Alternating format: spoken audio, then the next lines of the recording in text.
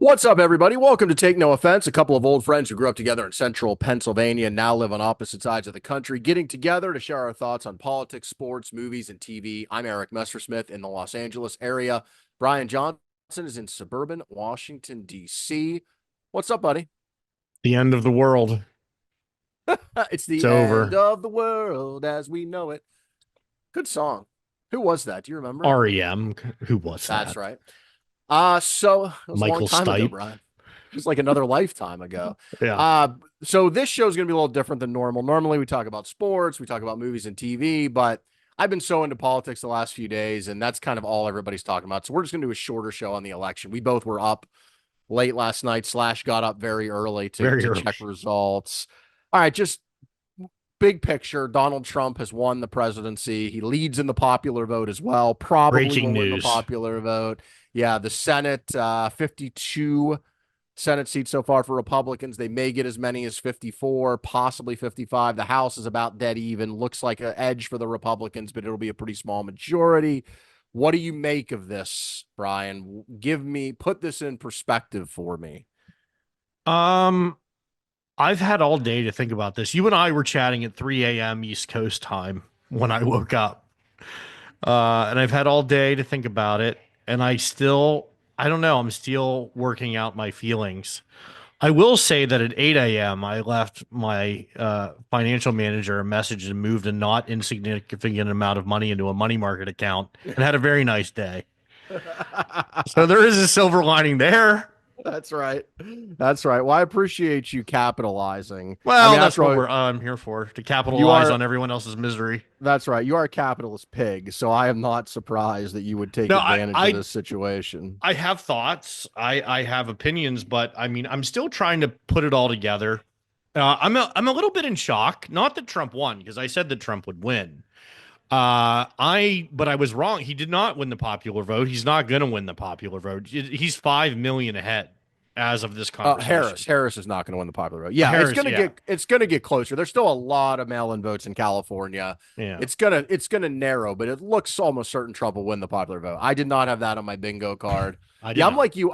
I'm not surprised with the end result. I mean, I picked on our show last week Harris to win, but I thought it would be very close one way or the other. You were hopeful. What You were so what's hopeful. what surprised me was the fact that it was called fairly early and that the margin was so decisive. Although in the swing states, it's come back a little bit. He's about 1 point ahead in Michigan, one in Wisconsin, two in Pennsylvania. So this wasn't a landslide, but it was a clear victory, and I'm Yes, surprised by that.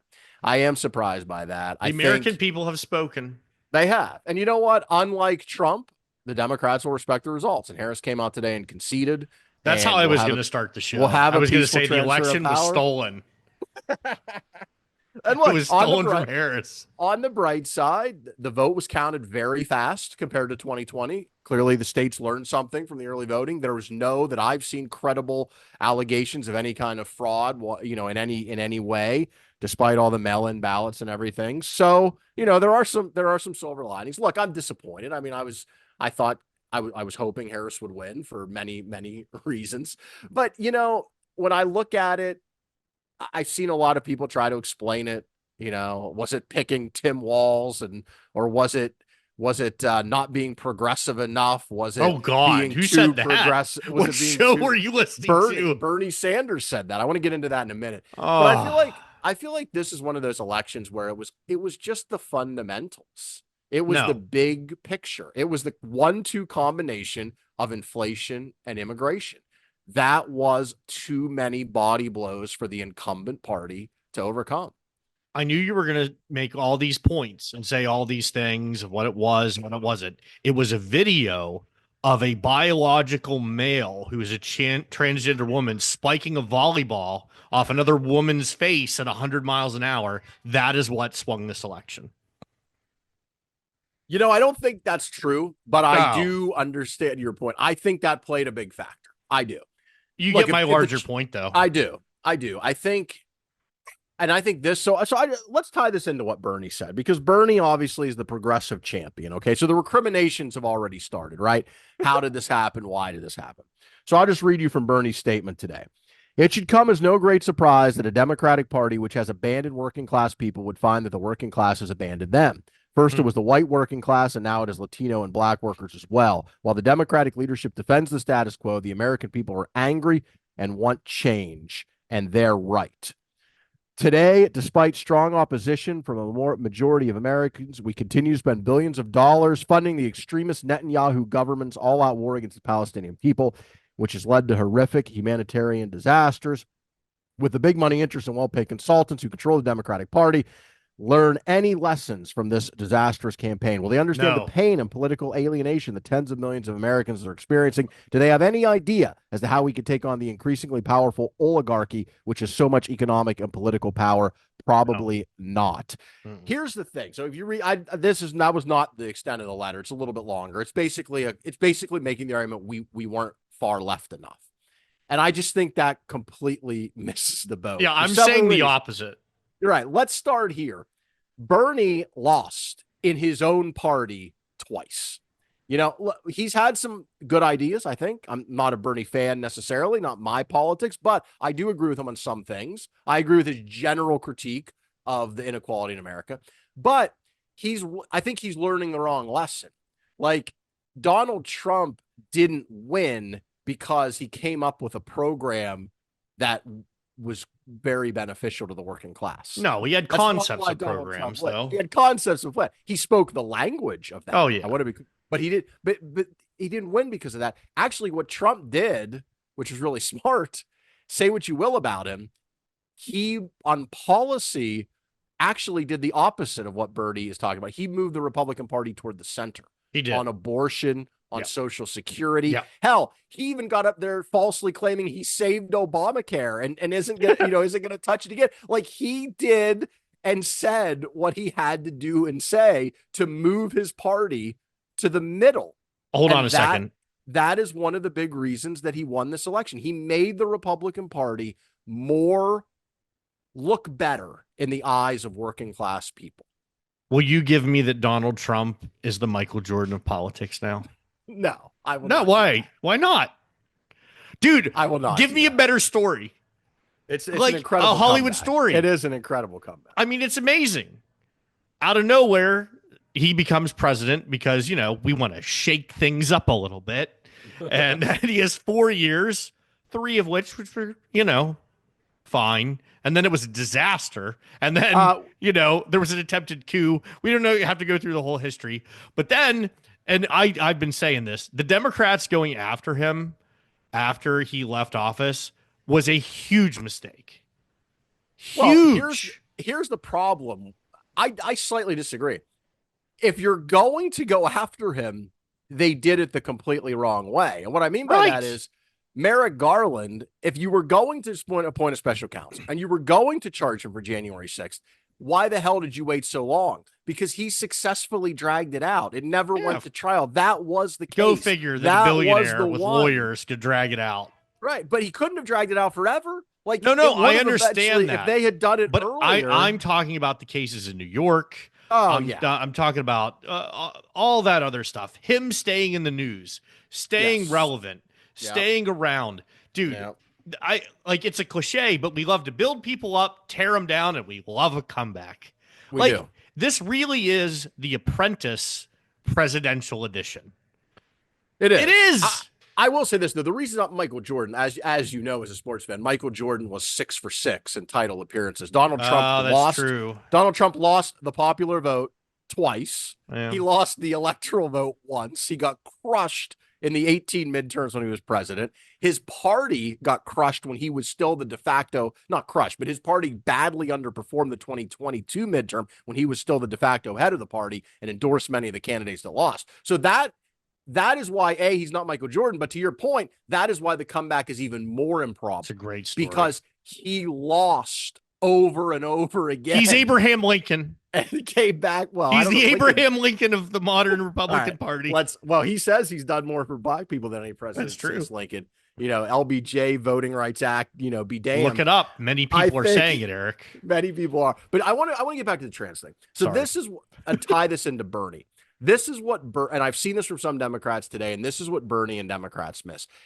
Like, I want to be clear. There's nothing wrong with proposing policy to try to help low income and middle class workers. That's the smart play. Kamala Harris did some of that. You could argue she didn't do enough. That's fine. That could help you get back the working class voters. But I think what Bernie is missing is that is not the way that you are going to move a lot of these people, is by being left. You have to come to them on certain issues. And you mentioned a big one, and that's the trans issue. And look, two things specifically stood out to me. Bill Maher said this about a couple weeks back, and I thought it was such a good point. They made that ad about Kamala Harris saying in 2019 that she supported gender transition surgeries for illegal immigrants in custody. Yeah. Mm-hmm. That's absurd. So now I know Democrats will say, well, that never really happened. That's not really a thing. Okay, fine. Here's the point, though. It's not about the issue. It's a litmus test. And when you say that, people look at you and say, you're fucking crazy. You're insane. Like, I can't get with you on that. And if I can't trust you on that, I don't know. It's like it's a threshold question. It's like, can you get over that threshold of, okay, we're speaking the same language? And it's similar with the issue you brought up, which was kind of one of the big under the radar issues of this campaign, which was biological boys playing girls sports. Oh yeah. And the fact, now again, does that happen? Like 30 people. Right. It's not a lot in the whole country. But you know who it is? It's Leah Thomas, who became a household name. It's that volleyball player, the viral video you're talking about, where a biological male smashes the ball off the face of a biological female. And the fact that Democrats can't just say, you know what, I support the transgender community. My heart goes out to them. I want to give them love and compassion. However, when we're talking about athletic competition, we need to preserve the sanctity of that for biological girls. If you've gone through male puberty, you shouldn't be competing against women. What you're saying isn't crazy. It's practical. Right. And when you, here's the, again, is this the biggest issue in the country? Of course not. It's not even in the top 50. Maybe top 50. It's not, but the point is, I'm serious. It's a threshold. If you can't say that, then people look at you, especially many of these kind of working class people who used to be the backbone of the Democratic Party. They look at you and they're like, you know what? You don't really share my values. So I'm not as apt to listen to you on economic policy. And I think the Democratic Party went a little batshit in 2019, 2020 with a lot of the trans stuff, with defund the police, with abolish ICE, with not criminalizing illegal immigration, all of these positions that Harris took and wasn't alone in that primary that came back to bite her in the ass. The Democratic Party went a little crazy. The DEI stuff, the woke stuff. Now, look, I think they're getting better at that stuff. I think they're moving away from it. But the problem is it stained their brand to a lot of people. And so even though their economic policies, I would argue, are overall more beneficial to those working class voters, it didn't penetrate because of the cultural gap. And I think that is what Bernie and some other people on the left are missing, is it's not about purity to the left in economic and social policy. That's not going to win you the day. That is not the lesson of this election. And I hope Democrats don't learn the wrong lesson about what happened yesterday. I mean, we talked about this in 2016, and I think it's still relevant today. People just don't like being told what to do, what to say, what to think. They don't like being called stupid, or, it was all over this news cycle. Like, I heard some people say uneducated middle class white voters, and then correct themselves to say non-college educated from uneducated. Like, dude, people... Like, I feel like this election remains a referendum on that. I really do. I think Trump clearly, to me, my point being is Trump is a license to be an asshole. He's a walking, talking, moving, cartoonist license to be a prick in everything that he does, because he says whatever he wants. He does whatever he wants. The rules don't apply to him. He's got a smoking hot wife. All that. People see themselves in Trump, or they want to see themselves in Trump. Yeah, you're right. And this is what I talked about at the beginning. With this being television, Trump is a television president that comes from made for TV reality television. Yep. And this is why he is, again, the Michael Jordan.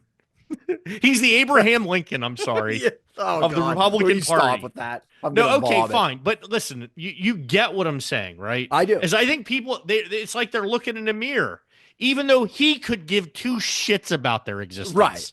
That's exactly the point. He you said that people don't like to be called stupid. And I agree. They also don't like to be called racist and Oh, yeah. homophobic and anti-trans.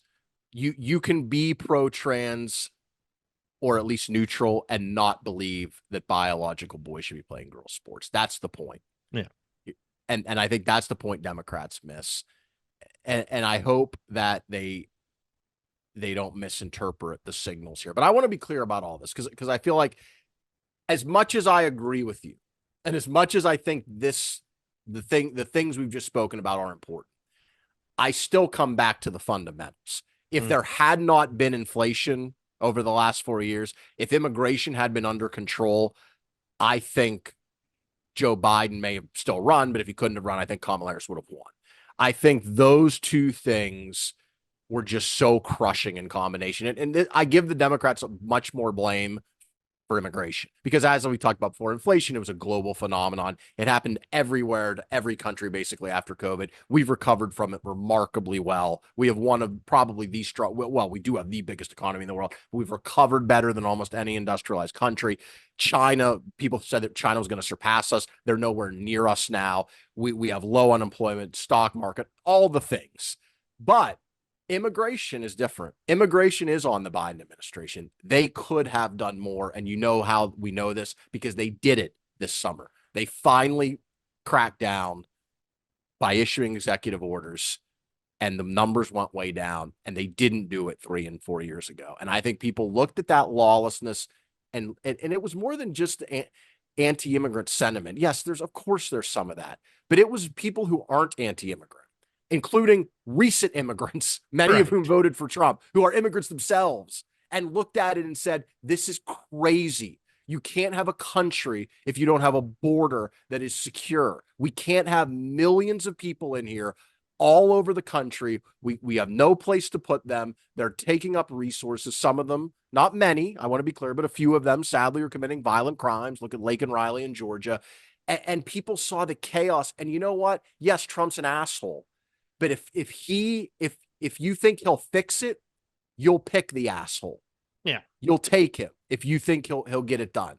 And I think that had a lot to do with it. And that's another lesson I think Democrats need to learn. I mean, obviously I'm having a little bit of fun here. I agree with most of what you just said. I think any candidate would have had a particularly difficult time. I don't hold Kamala Harris completely accountable for this loss. I think she was dealt, 7-deuce offsuit, and she just had to make the best she could with it. I mean, she had 107 days to step in, which and like if you're coming into a job and you have 170 days, that's fine. But we're talking about the presidency of the United States. Yeah. I mean, we've been around a while. There's only been, 44 of them total. I know it'll be 47, but some people have gone twice. You get my point, which is like, it's a very unique position. You need time to build a real relationship with the American people. You can't do it through the vice presidency. Like you just can't. No. That's one of the things about American politics that's kind of strange or odd or weird is that the vice president, they're the tiebreaker in the Senate. Like whatever, but it's tough to do. You need more time to get running than 107 days. So I don't hold Kamala Harris completely accountable. No. Even despite what I just said, which I've really been dumping on Democrats for this loss, you have to give a tremendous amount of credit to the Republican Party and the people that are running that campaign. Yeah. They are trying to tame a wild bear all the time. You never know what he's going to say. You never know what he's going to do. And somehow they wrangled him in such a way that they came out on top. It's remarkable on their part, too. They deserve credit. Trump has run 3 times, and everyone agrees this was by far the best operation he had. Yeah. Chris LaCivita and Susie Wiles. Susie Wiles is probably going to be, she's going to become not a household name, but a news junkie name pretty soon. She's probably going to be his chief of staff. She's Pat Summerall's daughter, by the way. longtime NFL Oh, broadcaster. Pat and John. So those two ran the campaign, and they had a plan, and they knew what they wanted to do. They wanted to appeal to mainly young men, and they did, of all races. They went on podcasts, they went on Twitch streams, Yeah, of all they races. used TikTok. They zeroed in on that, and what they built was a working class coalition. As Bernie Sanders pointed out, not it's still predominantly a white working class coalition, but Trump got some young black men, and he didn't do great with the exit polls are kind of all over the place. It looks like he got about 12-13% of the black vote, which was not much different than he did last time.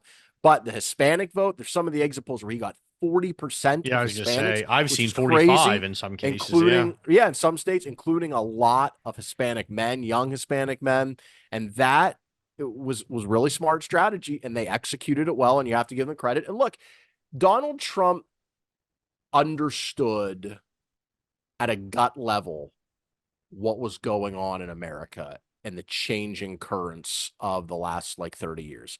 Like he understood what the combination of trade deals and a war that went bad in Iraq and unchecked immigration, which look, I'm very pro immigration. It's got a lot of benefits.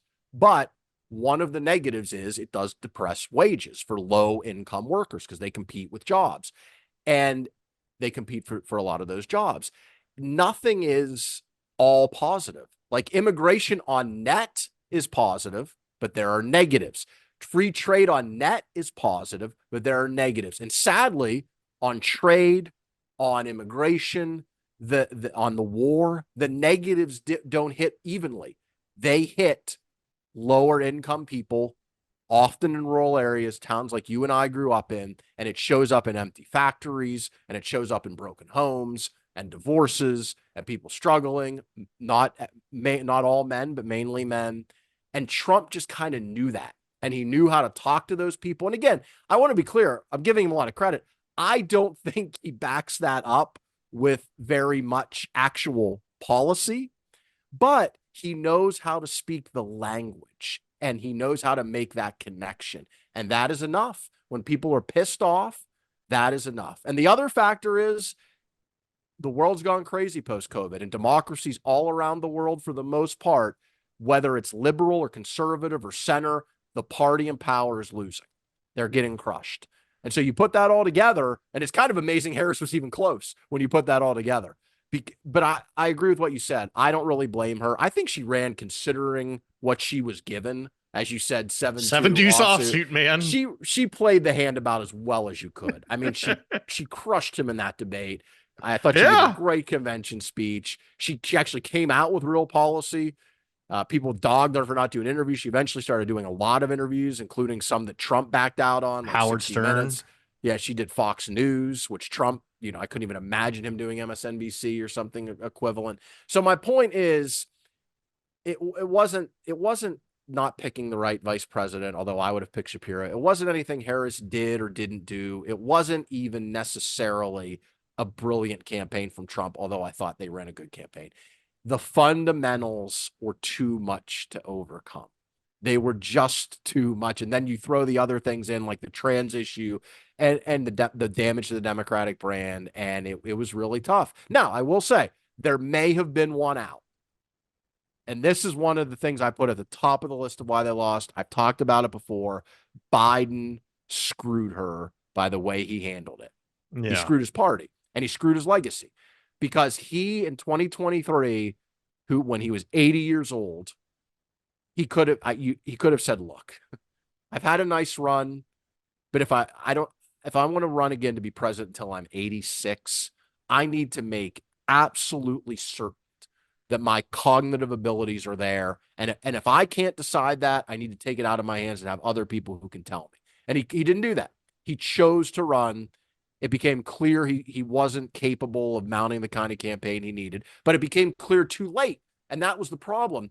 And so if he had bowed out in 23, you had a competitive primary, one of two things would have happened. Either Harris would have won, in which case she would have emerged stronger. She would have had all the reps of debate and attack and the back and forth and media. She would have had time to do all the stuff that she had to do in 100 Well, I days. just made it simple. Build a relationship with the American people. She built a relationship, raise money, the infrastructure, hire campaign staff, vet the vice president, get ready for a convention. She would have had time to do all those things. Introduce her. She was like on the fly, introducing herself, explaining her past positions, coming up with new policy positions, picking a vice president, getting ready for a convention and debate, raising a ton of money, doing all of that in like 3 months. She would have had time. She would have emerged, I think, a stronger candidate. Or the other thing that would have happened is she would have been beaten.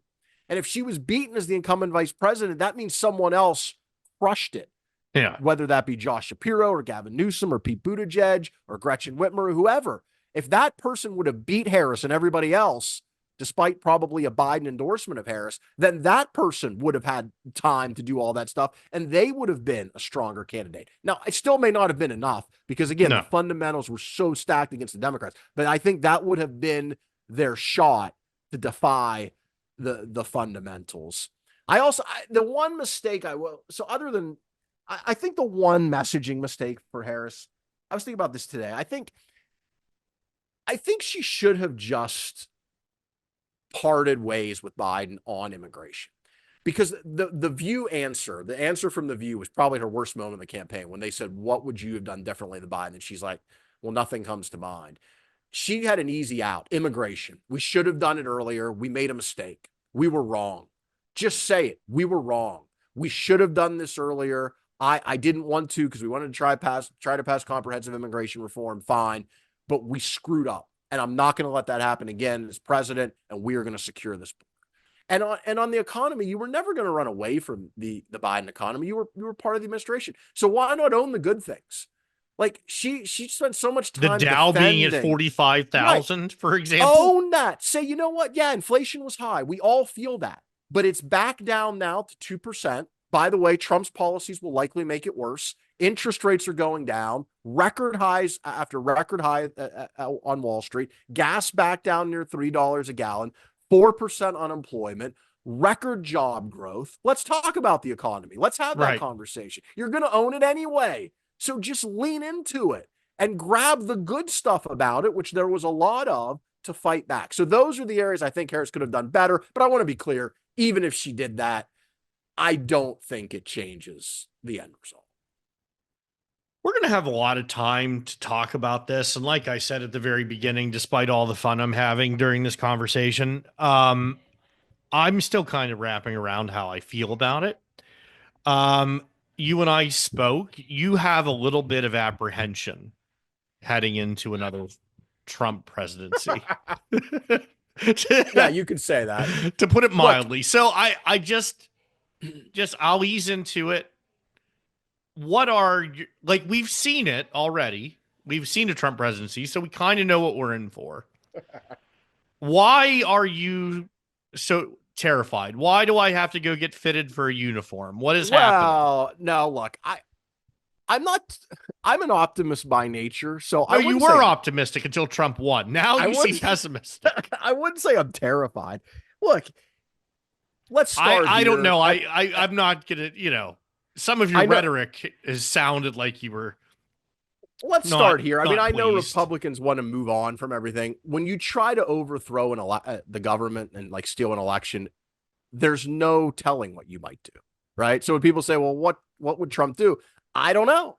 And I don't think anybody knows. And I think the things that worry me, we've talked about it before, are the guardrails that were in place. Because people always say, well, he was president and nothing terrible happened. Well, I mean, I would argue his handling of COVID was really bad, particularly when Charlottesville was fun.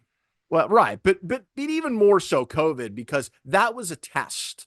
That was he didn't create COVID. It would have been bad no matter who was president, but it was I bleached my lungs. I remember. It was a test, and he was erratic as hell, and he was all over the place, and we had no national strategy, and our health outcomes were way worse than a lot of other countries, and the American people fired him. He lost by 7 million votes. And so we did avoid like catastrophe when he was president. But remember, he didn't know. It's all Washington. relative. Right. Well, it's all right. He had establishment Republicans that he brought in his administration who understood how government worked. John Kelly, his chief of staff. I mean, there were a lot, Mike Pence, there were a lot of people around him who could constrain him. And yeah, You don't think McConnell JD was Vance can constrain Trump? no. McConnell was extremely powerful. Paul Ryan was the Speaker of the House. Like, there are all kinds of stories, if you go back to that time, where officials, Mattis, who was the defense secretary, and John Kelly, the chief of staff, had a pact that they both would not be out of the country at the same time because they didn't want something to happen, a crisis, and they weren't there to help control him. I And love it. McConnell and Paul Ryan, and there's story after story about how people just kind of, it's not that they disobeyed his orders, it's that they kind of took some of his orders as suggestions and waited until he got distracted. And they knew how to manage him. He's like a child. Right. That's right. I mean, I fear now those people aren't going to be there. It's going to be the loyalists, the true believers, right? He's not going to make that same quote unquote mistake that he did before. I mean, the Congress, especially in the House, they are completely in his pocket for the most part. The Supreme Court, I mean, you saw their ruling about immunity early this year. That conservative majority is probably going to let him do pretty much whatever he wants. So yeah, here's the best argument though, and it's a weird argument, but here's the argument I hear Trump people make is he doesn't actually mean what he says. When he says he wants to pull broadcast license of media he doesn't agree with, he doesn't mean it. When he says he wants to jail his political enemies, he doesn't mean it. When he says he wants to fire, half the civil service and the government and replace them with loyalists, he doesn't really mean it. When he says he wants to deport 20 million people, including, grandparents and people who have children who are American citizens, and he doesn't really mean it. When he says he wants to impose 20% tariffs, he doesn't really mean it. And you know what? That might be true. I think it's unclear what he believes in. He's like I know he generally likes tariffs. I know he generally likes cracking down on immigration, but I think it's completely up in the air if he will actually do a lot of the things he says he will do, which could potentially have really bad outcomes. So in that regard, I guess I'm cautiously optimistic that maybe he won't actually do the things he says he's going to do. Yeah, I was talking to a buddy of mine who he voted for Donald Trump. Really smart guy, well-educated, Ivy League school, doing well for himself. And his thing wasn't financial. It had a lot to do with some of the issues we brought up on the show, the DEI stuff and all of that. And he asked me, name one good thing like the Democratic Party has done. And I never answered that question, but what I did do is I did talk about how, I'm a anyone but Trump guy. So it doesn't really matter. The Democrats could have ran anybody, and I probably would have voted for them other than Trump. No, not probably. I would have. I would have, point blank. And what I told him was, Trump doesn't occupy my thoughts and my feelings and my dreams. Despite how it might have appeared on this thing we're doing tonight, I honestly don't think about it that much. It has very little impact on my life, on daily what I'm doing. I don't care who the president is to the extent of how it impacts my daily life. But what I did tell him is that I don't have a lot of confidence in Trump as a leader because first and foremost, he's a populist. I mean, you wouldn't dispute that, right? He's a populist. No, he doesn't have a firm set of beliefs or a compass to go by. It changes from day to day based on which way the wind blows. So that's number one. But probably the biggest thing is how can you have any confidence in his leadership? To bring people together to accomplish anything. For me, that's why more than January 6th, more than any of these other things that we've talked about tonight, when I look at the people that are running, who do I have confidence in? And I would have had more confidence in Kamala Harris because with Donald Trump, what I get is uncertainty. Yeah. You don't know what he's going to do. I don't know what he's going to do. Nobody knows what he's going to do. That uncertainty to me is when I say you're terrified or I say I'm terrified, it's not because of what he's going to say on Twitter. It's not what I mean. Right. It's just I have no idea what tomorrow looks like. And that is scary. It is scary. And look, some of his supporters point to that and say, well, he's unpredictable, so our adversaries are nervous. Well, yeah, so that may be true to some degree, but the downside of that is he's unpredictable, so who the hell knows what's going to happen when a crisis arises, and it inevitably will. And look, I go back to COVID, and look, I'm not blaming him for COVID. He didn't create it. Dr. Fauci created it. No, I kid.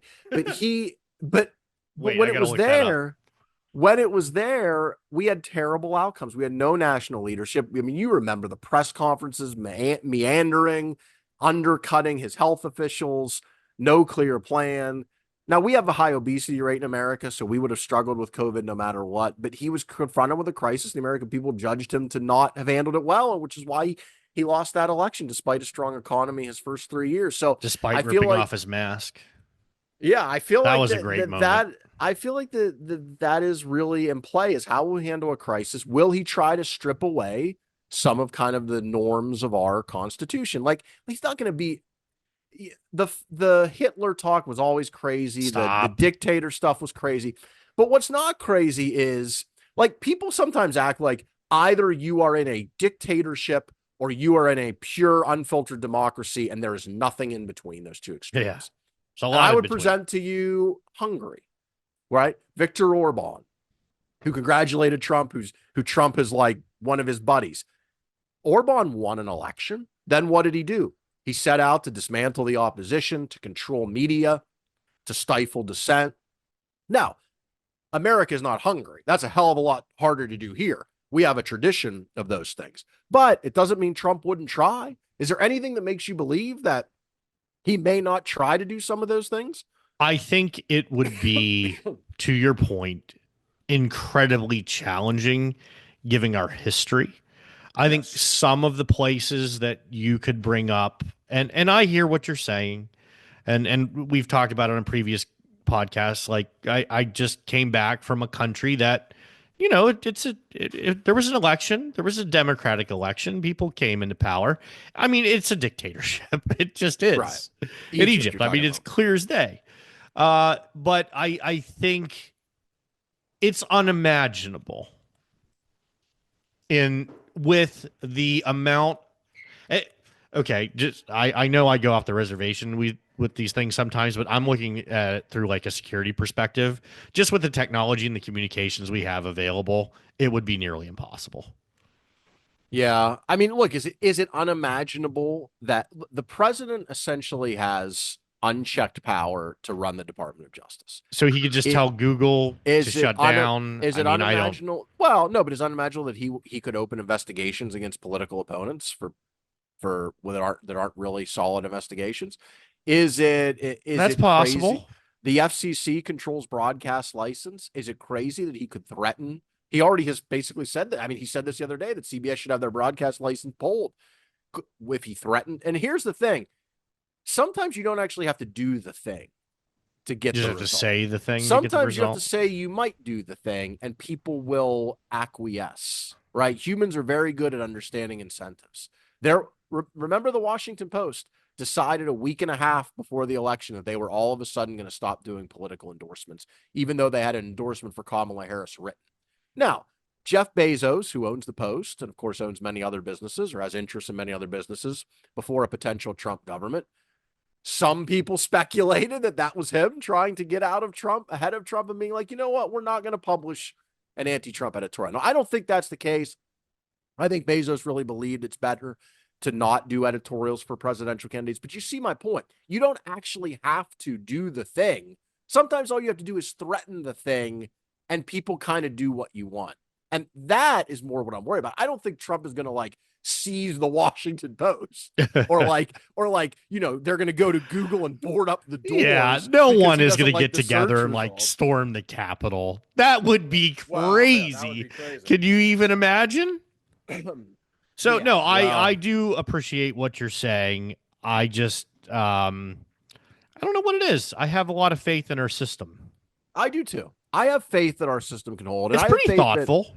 I have faith that enough Republicans can stand up to him. I mean, one thing I'm heartened by is the majorities he's going to have in the House and Senate aren't going to be as big as it looked like they were going to be early last night. In fact, in the House, they're probably barely going to have a majority at all. So there are going to be a handful of moderates in both the House and Senate that are still left in the Republican Party that are going to have a lot of power, at least on the legislative Oh front, yeah.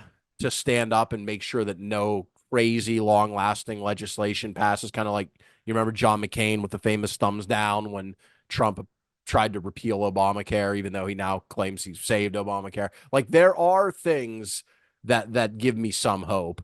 The courts, if he tries to go really far, maybe the more moderate justices like Roberts and Coney Barrett and Kavanaugh, that they I think they would try to block anything that went really, really far outside of the bounds of what the presidency does. But remember, like you and I have talked about this before. Not everything in America is written down. No. Like we have a lot Yes. of things written down. We have a constitution, we have a lot of laws, but a lot of what we do at the high level of politics in the executive branch is based on custom and Yeah. tradition and kind of the character of the people in the office. All right. And so the president is the commander in chief of the armed forces. He can essentially order the armed forces to do whatever he wants. Now, they Yeah. could choose not to do the order, but he can order them. He can order the Justice Department to do whatever he wants. He controls all the federal agencies. And the Supreme Court has basically said that, he can pretty much do whatever he wants in an official capacity and not face any kind of criminal liability. So my point isn't that Trump will do anything bad. It's that if he chose to, He could. he could. And based on his past track record, if he gets angry enough or bitter enough or he feels slighted enough, also another thing to consider is he never has to run for re-election again. So he doesn't have to worry about a low approval rating or facing the voters again. That's not something that is going to enter into his calculus either. So I guess I'm making the argument both ways about how I could see it going, kind of Well, the that's what that, optimistic and pessimistic case. that that was the last thing that I actually really wanted to ask you. Is there any world that you can conceive of where having Trump for the next 4 years goes not terrible? I'm not even going to say well. Can you imagine a scenario where it's Oh, not terrible? yes, I can. I don't give it high odds, but here's the scenario where it goes okay. The people around him are serious enough and have enough integrity to constrain him. Congress, the margins are small enough that he can't pass any like super damaging legislation. The people who say he's not actually going to do what he says he's going to do turn out to be right. So he's not actually going to impose a 20% tariff, which would be crushing for the middle class in this country. Instead, he's just going to kind of use it as leverage to negotiate trade deals. He's not going to deport 15 million immigrants, including people who make up huge percentages of our industries in terms of the service industry, building trades. He's not going to do that. And I will say this about Trump. He has changed the party fundamentally. And now we're kind of in a new order politically. I mean, that was clear before the election, but it's super clear now. So there are areas of overlap. Like you could imagine, let's imagine Donald Trump like as he is politically, but someone who was really disciplined and wanted to compromise and was looking to build bridges, right? And was skilled at legislating. There's no sign that he's any of those things, but imagine he was. Like, there's broad agreement now between the parties, for instance, that we need to confront China, that we need to build up infrastructure in our country for certain things, that we need to reform our debt situation because it's spiraling out of control, that we need to reform our immigration laws, that we shouldn't be involved in foreign wars. Like there's some broad consensus that is there underneath some of the fights we have, but it takes skill and patience and discipline to try to turn that into actual results. And so I think if he was willing and able to do that, I think there's a pathway there to have a successful presidency for it. We've made a lot of predictions on this show, and you hit one thing there that I wanted to talk about, which is what legitimately I think will happen with Trump as president, which is China. I think by 2027 we will enter not a traditional combat style war with China.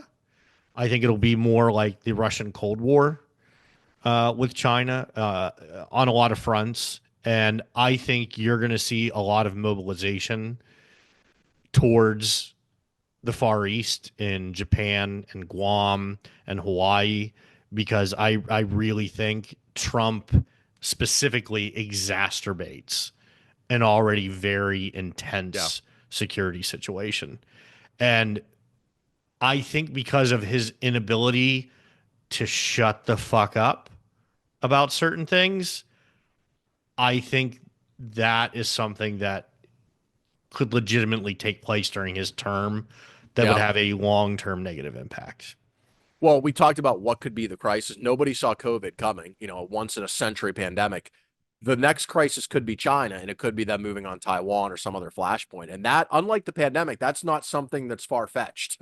That's something No, that, that's why I brought it up. I'm yeah, not just like, I'm not that's trying to be right. Nostradamus here. No, I'm I saying mean, this based off of things that have happened in right. the world. We're heading that way. And that gets me to the other area. So I haven't even talked about the one of the maybe the biggest concern about Trump. I've kind of focused on my domestic concerns, Yeah. but my international concerns are maybe even larger. First of all, imagine if you're a fighter in Ukraine right now. You have been for almost 3 years now fighting to essentially a draw an enemy that had a much larger economy, a And much making larger progress country, in some a cases. bigger military, right? A much bigger military that people thought that war would be over in 2 weeks and that Russia would own Ukraine. And you have essentially fought them to a draw for almost 3 years. And now you know that Trump probably is going to abandon you and force you to take a deal where you have to give up, a large chunk of your country. Now, again, the caveat we always have to say is this is what Trump has said. Maybe he will change his mind. I hope he does. I hope he changes his mind. But what message does that send to Putin that, you know what, Putin doesn't need to go to war with America? Trump will probably give him most of what he wants. What message does it send to NATO, to our allies? Yeah. Are they going to share intelligence with us, knowing that Trump is buddy with Putin? And the biggest thing, because Russia's kind of small potatoes, that's yesterday's fight. The future fight is China. Yeah. What message does that send to Xi Jinping, who we know wants to take Taiwan? And we know one of the reasons he hasn't done it yet is he figures it's a big gamble because what happens if America comes to Taiwan's aid and makes them pay a price? And if he sees Trump get into office and force Zelensky, which is look, again, you never know, but what's likely going to happen is Trump's going to come in office. He's going to say to Zelensky, look, we're going to cut off the spigot, even though for us it's a tiny fraction of our defense budget. We're going to cut off your military aid, take a deal. And they're going to agree to a deal that's going to be largely on Putin's terms. And Russia will get a large chunk of Ukraine, and Ukraine will be rendered in basically like a neutered country that just basically has to capitulate to Russia. Will probably never be able to join NATO or have an alliance with the West. And that's going to send the message to China that America doesn't have the stomach for the fight when they don't even have to do the fight. That's the thing. We don't even have to send the troops. We don't even have the stomach to give a small portion of our defense budget to the fight. And I think that message will be seen and heard loud and clear by, dictators around the world. And I don't think it's going to end well. And it may not come home to roost on Trump's term. It's only 4 years. I think China's playing a long game. Maybe it will, maybe it won't. But it Been puts around a us in while. right. They've been around for a long time, but it puts us in a terrible position. And that Trump is so transactional in the way he sees the world that I don't think he sees much of a difference between enemy and ally. I And think if that is China said they'd give his name on some hotels in Beijing, right. you If might do Putin it for that. that was one of the best lines Harris had in the debate, like about talking about him being flattered by Putin. That's all it takes. And Putin, the KGB agent that he is, he knows, I mean, manipulating Trump is like probably the easiest thing he's ever done in his life. Like Putin just smiling Harris ear to could ear. not stop smiling during the debate. That was one of my takeaways.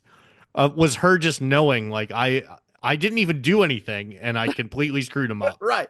Right. She did it in a debate. What Putin, this master KGB Right. agent who, say what you will about him, is like the shrewdest guy, right? I mean, he sizes people up, in a heartbeat, and he is just licking his chops today. You know that. He is sitting in the Kremlin, happy as hell, waiting, counting down the days until Trump swears on that Bible.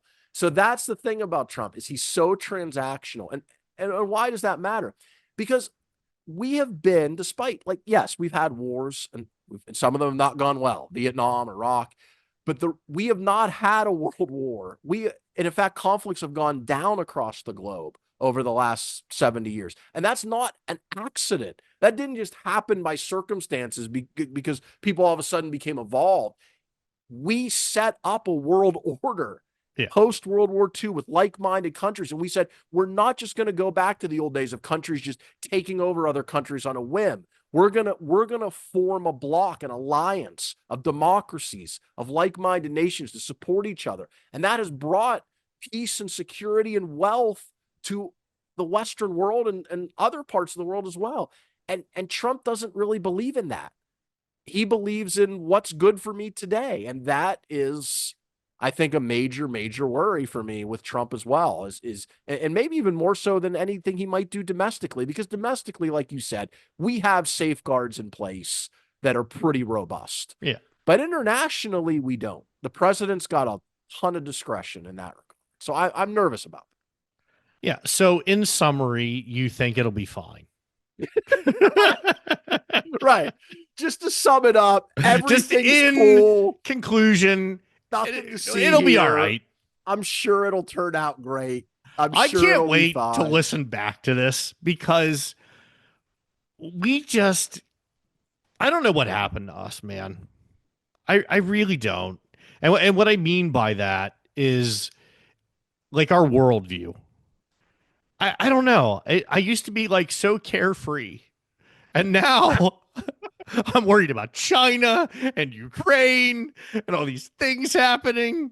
It's just, you get what I'm saying, though. I know that's not well said on my part, but, God, man, that's a lot of crap that we just laid out there.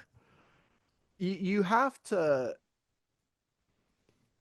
I think one of the other things Democrats, and maybe even if there's anything left of the Republican establishment, which there isn't much. I mean, that's the other thing that Tuesday cemented, is that party of George W. Bush and Mitt Romney and John McCain and Mitch McConnell.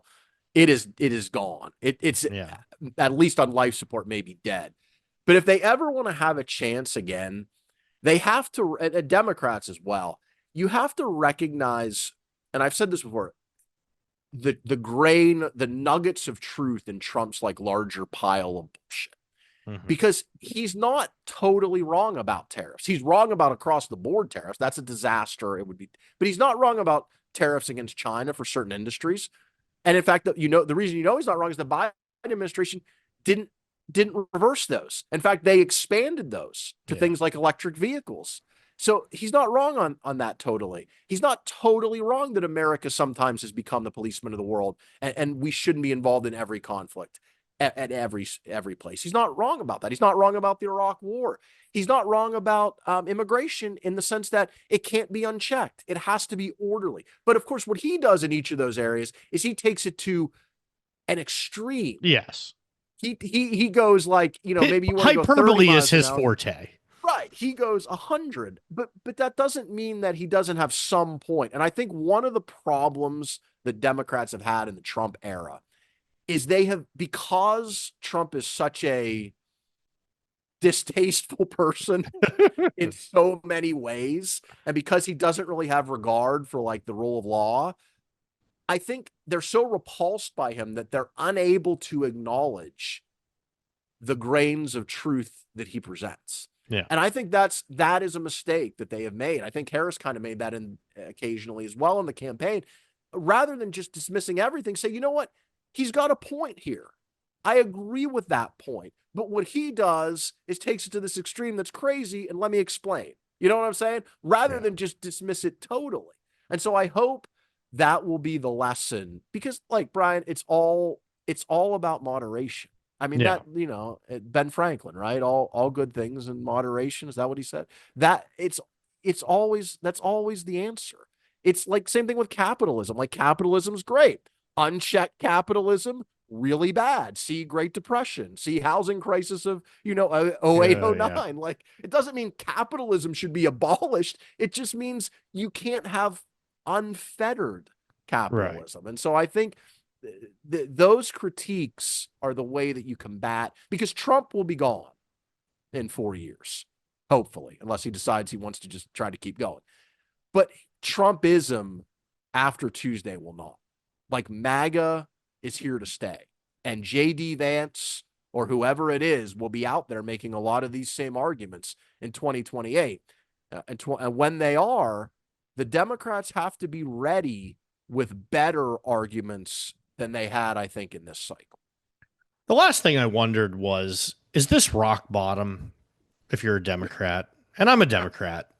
Like, I actually thought that. Like, and maybe not. Like, I guess it could get worse, but like, I don't really want to go there. I just remember in 2015, coming off of 8 years of the real Michael Jordan of politics, Barack Obama, and having Hillary looking like she was going to be the first female president. And, I voted for Hillary. I still, uh, I'm a big Hillary fan. I just thought, man, Republicans may never win an election again. Like, this is just going to go on and on forever. I mean, naive on my part, but I'm saying how I felt, even though the reality was I knew that wasn't the case. So sitting here today after Trump winning the popular vote, I do wonder, like, is this my like heroin rock bottom moment where like, I think I'm sucking dick for $20? Like, I at least charge 30 for God's sake. I think it depends on what happens over the next 4 years, right? I mean, it really depends on how it goes. If it goes badly, then you're probably right. But I think the lesson too is we need to stop talking about permanent political coalitions. Trump, to his credit, I talked about the trends that got him an opening. He did not create those. Many of those were in place long before he came on the stage. But he harnessed them in a way that nobody else did to create, love him or hate him, he transformed our politics. He took over a party. It was a hostile takeover. And in 9 years since he came down that escalator, has made a party that's been around since Abraham freaking Lincoln into his image. Like, that is a tremendous accomplishment. I told you earlier, it's an amazing story. I think it's for the worse for the Republican Party and for America, but it is a tremendous accomplishment. And it just goes to show you nothing is preordained. No coalition is permanent. And that's what should give Democrats hope right now. That's why it isn't rock bottom, is because the MAGA majority is here now. But guess what's probably going to happen in 2 years? He's probably going to get crushed in the midterms, and Democrats are probably going to win back the House with a big majority. And my boy Josh Shapiro is going to win the Democratic nomination in 2028. There's my optimist. Vance. And so I'm just like, no, listen, I'm not talking about fight. Keep the fight. Oh my God. Calm down there, Kamala.